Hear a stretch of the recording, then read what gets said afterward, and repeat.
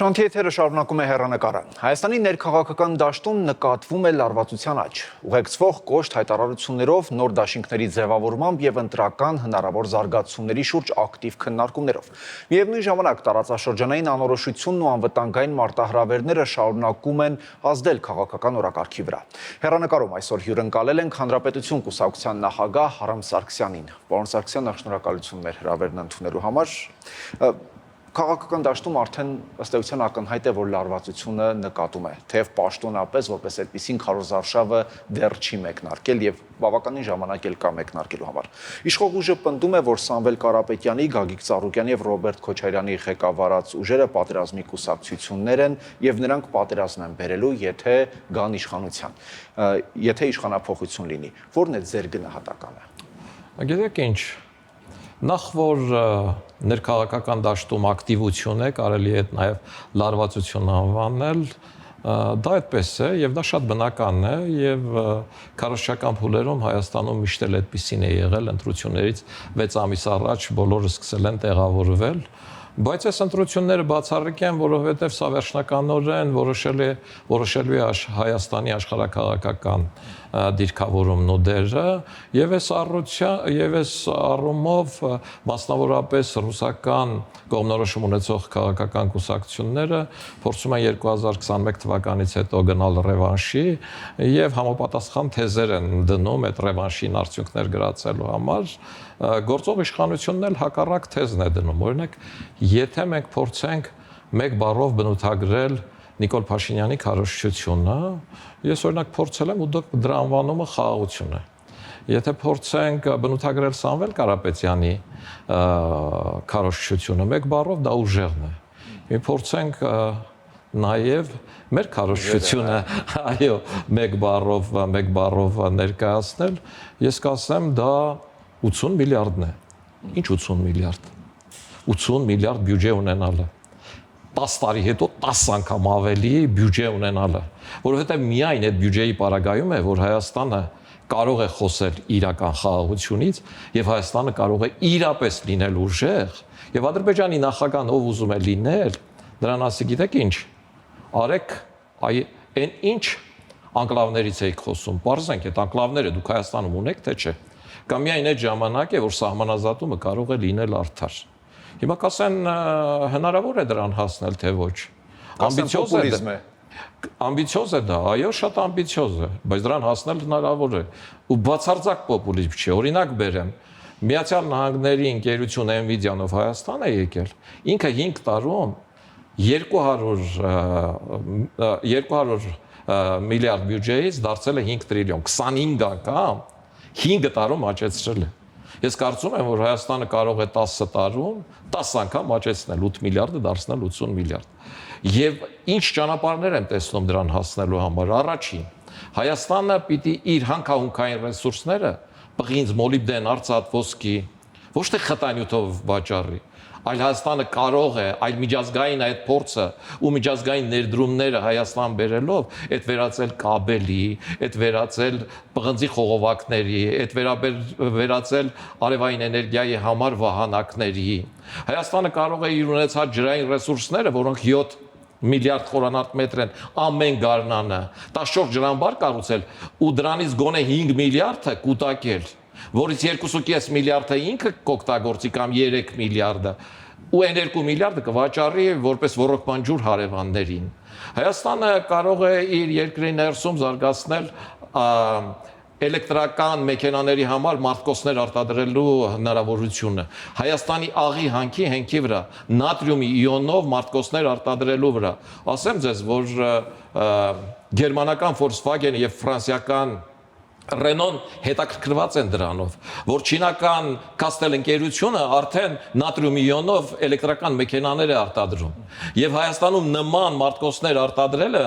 էլեկտրական մեքենաների համար ռևերս է անելու Ադրբեջանի նավթին, Մենք կարող ենք բազալտաթելեր արտադրել, որը ժամանակին արտադրվել է Հայաստանում ու հիմի վերագործարկել է պետք։ Ու այդ բազալտաթելերի բազալտի մանվածքը օգտագործում է թե նավաշինության, թե մեքենաշինության, թե ռազմական արդյունաբերության մեջ եւ 10 տարիներ առաջ շուկա ունի։ Հայաստան կարող է գալ Ամազոնը, որը Հայաստանի տնտեսվարողների համար կբացի աշխարհի շուկաների դռները։ Դուք դրան կարողանալու եք ամբողջությամբ։ Գիտեք ինչ, ես այս ցանկը կարող եմ էլի շարունակել, որ Հայաստան կարող է գալ Չինաստանից, ասենք համվող այն հավաքման արտադրամասները, iPhone-ների, iPad-ների եւ այլնի, Հայաստանում ներդրվելու է նաև կիսահաղորդիչների արտադրությունը, Հայաստան է գալիս արհեստական բանականությունը Nvidia-ով եւ Հայաստանում կարող է լինել Արարատյան դաշտավայրի տեղեկատվական կենտրոնը, որը Հայաստանին կկապի տեղեկությունների առումով աշխարհի հետ։ Կարողանալու ենք մենք թե չէ այդ ամեն ինչը Հայաստան բերել։ Ու ինչի համար եմ այս ամեն ինչը ես ասում։ Իհարկե, դուք գիտեք, որ մեզ, ասենք, արևմտամետ են համարում, դա միայն մեզանից է կախված։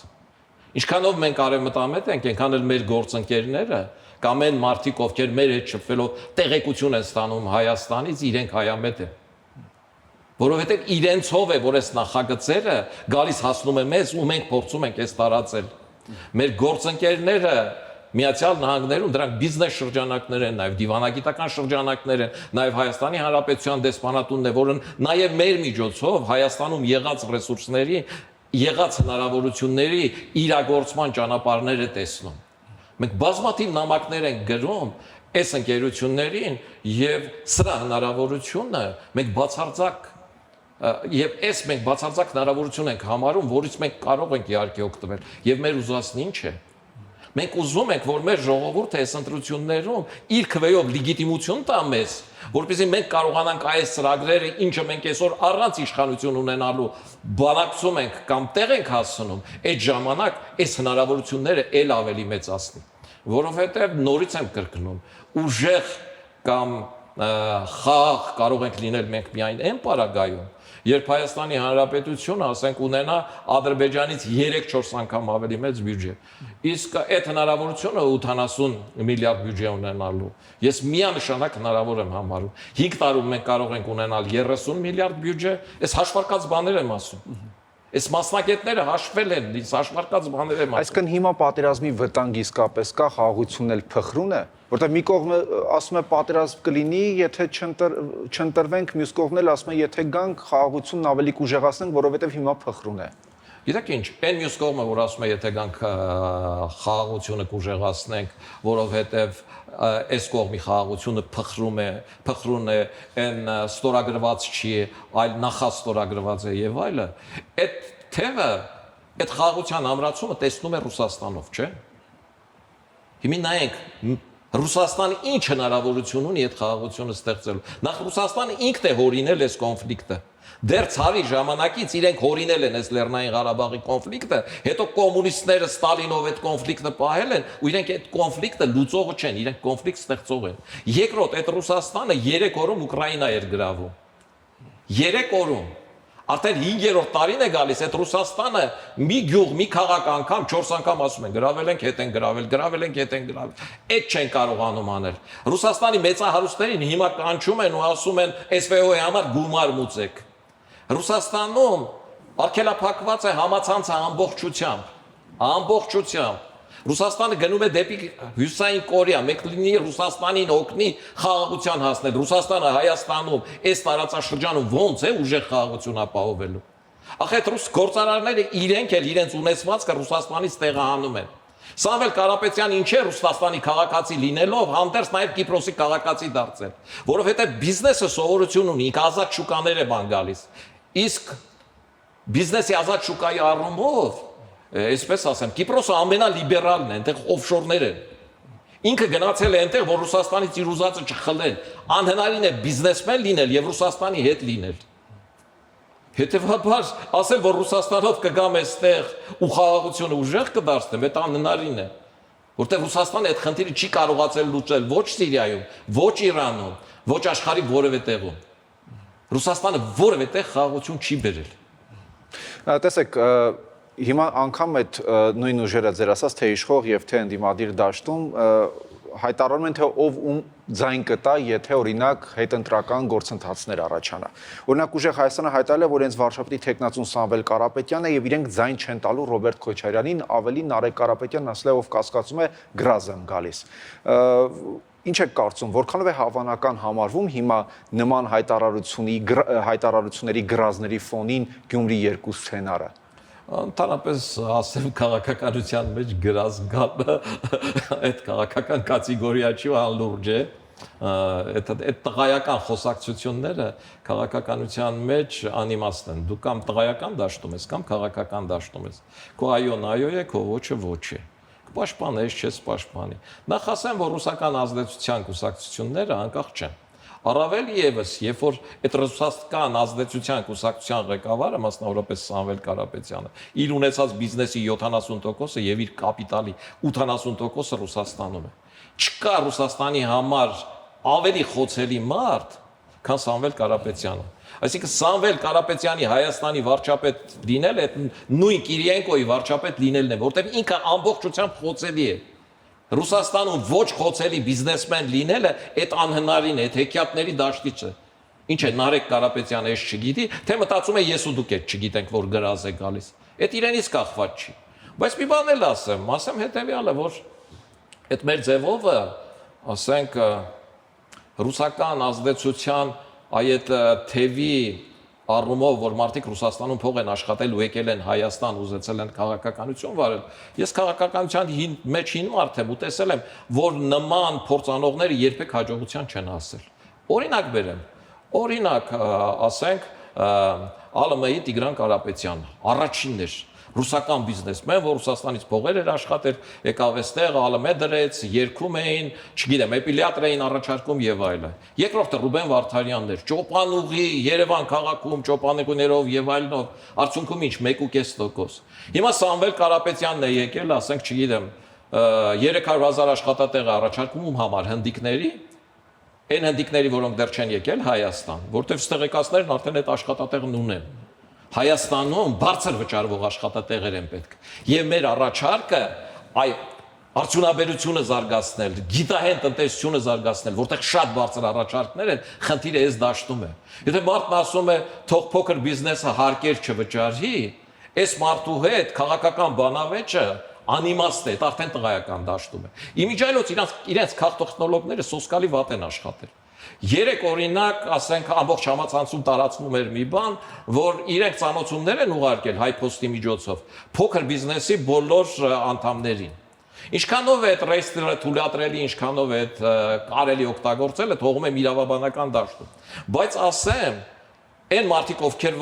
որ ասել են ծանոթում ունես գնա փոստը ստացի, այդ մարդիկ շունչները կտրած հասել են փոստ։ Բացել են այդ ծանոթումը, ու այնտեղ կարդացել են, որ գիտեք ինչ 5% էր դարձավ 10%, հետո պետությունը դրանից այսքան քիչ շահույթ է ստացել, այ մենք 0 կդարձնենք բան, դրանից հետո իրենք այդ խորը շունչը թողել են։ Ու ոսկեղենիկ հայերենով, Մինաս Ավետիսյանի գույներով, այն կարգի 7 հարկանի հայհոյանքներ են տվել, որ ասենք, չգիտեմ, մեր գյուղում ծառերը սրսկել պետք չի, հավերն էլ ձու չեն ածի։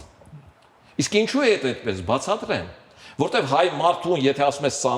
ծանոթում ունես փոստից ստացի, ինքս մտածում է կամ տուգանք է, կամ դահակայից է, կամ դատական հայց է, կամ հարկային պատկանությունները չկատարել է, այսինքն որևէ լավ բան ծանոթման մեջ չի տեսնում։ Այս մարդիկ էլ վարձում են, չգիտեմ, քաղտեխնոլոգներ, ովքեր հայկական մենտալիտետը չեն հասկանում, էպիլատր են ասում, չգիտեմ, ճոպանուղի են ասում, ու այս կարգի բաներ։ Հետևաբար ես չեմ տեսնում, որ այդ թիմը առանձնապես Հայաստանում հասնելու հաջողությունների շանս ունի, իրենք էլ չեն տեսնում, դրա համար էլ մինչև այդ ասում էին մենք միայնակ ենք գնալու, 3 առաջ օրվանից ասում են դաշինք եք կազմելու։ Ինչի տղեկ, բա դուք շատ ուժեղ էիք։ Պարոն Սարգսյան, դուք էլ հայտարարեցիք արժանապատվություն պահպանողական նախաձեռնության այդ համագործակցության մասին, ըստ էության դա ոչ թե ենթադրում է կոալիցիա, այլ իրենք միանում են ձեզ եւ ըստ էության սատարելու են ձեր ուժին, ճիշտ եմ հասկանում։ Այո։ Գաղափարական տարաձայնություններ չունեք նրանց հետ։ Բացարձակ չունենք, որովհետեւ ես նաեւ ասացի, որ այդ մարդիկ արդեն 2021 թվականին մեր հետ համագործակցության կամ մեր հետ աշխատելու ցանկություն էին հայտնել ու խնդիրն ինչումն է։ Տեսեք, մինչև 2020 թվականը Հայաստանում արված հարցումներով Հայաստանի բնակչության 85%-ը Ռուսաստանին համարել էր բարեկամ երկիր։ 2003 թվականի հարցումներով նույն Հայաստանում Հայաստանի բնակչության 15%-ն է Ռուսաստանին համարել բարեկամ երկիր։ Հիմա ձեր կարծիքով այն 70%-ը, որ բարեկամ երկիր այլևս չի համարում Ռուսաստանին, ինչ պիտի անի։ Կամ դուք նայեք Հայաստանի քաղաքական դաշտում եղած քաղաքական կուսակցություններում ներգրավված մարդիկ, թե իշխանության մեջ, թե իշխանությունից դուրս, բոլորն էլ ինչ որ ժամանակ, ինչ որ գաղափարներ ունեցել են, եւ այդ գաղափարները դինամիկ փոփոխության Հիմա արևմտամետ գաղափարներ ունեն նրանք։ Եթե արևմտյան արժեքներ չկրեին եւ մեր գաղափարախոսությունը չկիսեին, իրենք չէին միանա մեզ։ Եվ ես ասեմ, որ այդ փոփոխությունը տեղի է ունեցել հենց 2020 թվականին եւ դրանից առաջ, եւ կոնկրետ մարդու պարագայում իր ընտանիքը Միացյալ Նահանգներում է, ինքը Միացյալ Նահանգներում բիզնեսներ ունի եւ իր դուրս գալն էլ հենց Ռուսաստան Միացյալ Նահանգներ համատեքստում է եղել։ Այսինքն մարդիկ, որոնք կուսակցություններից կուսակցություն են տեղափոխվում, երբեմն նաեւ գաղափարի համար են տեղափոխվում։ Եվ վերջում նաև խոսենք տարածաշրջանային հարցերով, մասնավորապես Մերձավոր Արևելքում ստեղծված իրավիճակի հետ կապված։ Տեսեք, ամերիկյան համալսարանն այսօր Հայաստանում հայտարարեց, որ դասերը կազմակերպելու են հեռավար, որովհետև Իրանը սպառնացել էր, որ կհարվածի տարածաշրջանում Իսրայելի եւ Միացյալ Նահանգների ամերիկյան համալսարաններին։ Այստեղ գնալով իրավիճակը մտահոգիչ չի դառնում մեզ համար։ Սա զգուշացում էր նաև Հայաստանին։ Գիտեք ինչ, նախ այն մարդիկ, ովքեր որ ասում էին Իրանը բարեկամ է, պիտի նայեն ինչով է Իրանը բարեկամ, առաջին գաղափարական առումով բարեկամ է Իրանը։ Եթե գաղափարական առումով մեր գաղափարակից ընկերը նայ ով ուսումնական հաստատություններին է հարվածում, չի կարող իմ համար գաղափարակից։ Բայց Իրանի ուսումնական հաստատություններին էլ էին հարվածել, դրա համար ի պատասխան է Իրանը գնում այդ գործողություններին։ Ամբողջ խնդիրը նրանում է, որ այս պատերազմը սկսել է Իրանը։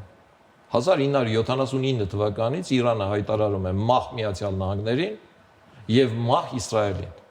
Եվ Իրանը ձգտում է միջուկային ռումբ ունենալ եւ ինքը չի թաքցնում։ Հիմա մի հատ հյուսիսային Կորեա կա, որ միջուկային ռումբ ունի։ Դուք պատկերացրեք, մենք կողքին ունենանք հարևան Իրան, որը միջուկային ռումբ ունի, որը որևէ խնդիր չունի, ասենք, կրթական օջախներին հարվածելու։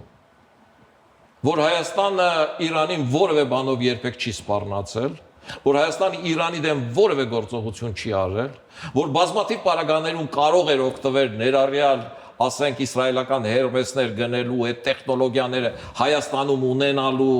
եւ Իսրայելը առաջինը մեզ էր առաջարկել այդ անօթաչուները, ու մենք հրաժարվել ենք դրա համար Ադրբեջանում տարեդրել, ու մենք այդ չենք արել միայն այն բանի համար, որ Իրանը չզայրանա, ու այդքանից հետո Իրանը մեզ դասում է այնպես, ինչպես Ադրբեջանին է դասում։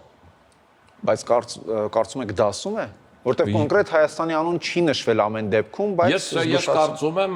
որ չի դասում, եւ ես կարծում եմ այդ առումով որևէ հարված չի լինի։ Ես կարծում եմ, որ Իրանում արդեն իրական փոփոխությունների ժամանակաշրջանն է, որ ժողովրդավար Իրանն է, որ Հայաստանին իրապես բարեկամ կարող է լինել եւ այս տարածաշրջանում լուրջ փոփոխություններ կարող է բերել։ Ես համոզված եմ, որ Միացյալ Նահանգները այլևս այս տարածաշրջանում է եւ այս տարածաշրջանում խնդիրները լուծում է Միացյալ Նահանգները, ոչ թե Ռուսաստանը եւ Թուրքիան, եւ ես կարծում եմ, որ այս համատեքստում մեր զարգացման ուղին առաջադեմ աշխարհի հետ է, զարգացող երկրների հետ է, մեր ուղին Եվրոմիության հետ է։ Մենք պիտի աշխատենք մաքսիմալ համապատասխանեցնել մեր չափանիշները եվրոպական չափանիշներին, այսինքն ժողովրդավարական արժեքներին, որպեսզի եթե անգամ Եվրոմիության անդամ էլ չդառնանք, առաջիկա 1-2 տարում Հայաստանում դեպի ԵՄ ազատականացված վիզաների ազատականացված ռեժիմ լինի եւ հայ քաղաքացիները, հայկական մշակույթը, հայկական արվեստը կարողան ավելի հանգիստ Եվրոպա դուրս գալ ու գնալ եւ դրանով ապահովի նաեւ Հայաստանում ժողովրդավարությունը։ Շնորհակալություն։ Ես եմ շնորհակալ։ Հեռանկարում Հանրապետություն կուսակցության նախագահ Արամ Սարգսյանն էր։